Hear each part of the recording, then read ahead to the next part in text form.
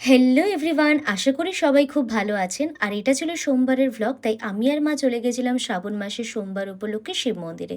কিন্তু শ্রাবণ মাসে গ্রিন কালারের চুড়ি বা শাড়ি পরলে ভালো হতো, কিন্তু আমার কাছে তেমন কিছুই ছিল না বলে এই তাসেরের শাড়িটা পরেছিলাম। আর তারপর দেখো আমরা শিব মন্দিরে পৌঁছে গেলাম, আর তারপর আমি আর মা মন্দিরে ঢোকার আগে হাতটা ধুয়ে সেই জলটা সারা গায়ে একটু ছিটিয়ে নিলাম, যাতে শুদ্ধ হয়ে যায়। তারপর ধীরে ধীরে মন্দিরের ভেতরে ঢুকে গেলাম। আর এখানে দেখো মা সব গোটা ফল রেডি করছে ঠাকুরকে দেবে বলে।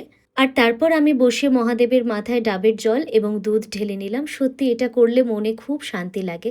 আর তোমরাও কমেন্ট করে জানাও যে শ্রাবণ মাসে কারা কারা এখনো পর্যন্ত শিবের মাথায় জল ঢেলেছ। মাও জল ঢেলেছিল, কিন্তু মায়ের ভিডিও ক্লিপিংসটা নেওয়া হয়নি। আর তারপর দেখো এখানে মা এই হরে কৃষ্ণ হরে রাম এই মন্দিরে 7 পাক ঘুরতে হয় ধূপ নিয়ে, এটাই এই মন্দিরের নিয়ম।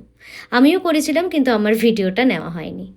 তারপর বাড়ি ফিরে ভগবান শিবের চরণামৃত খেয়ে উপোসটা ভাঙলাম, আর তারপর খেয়ে নিলাম একটু মিষ্টি দই। বাই।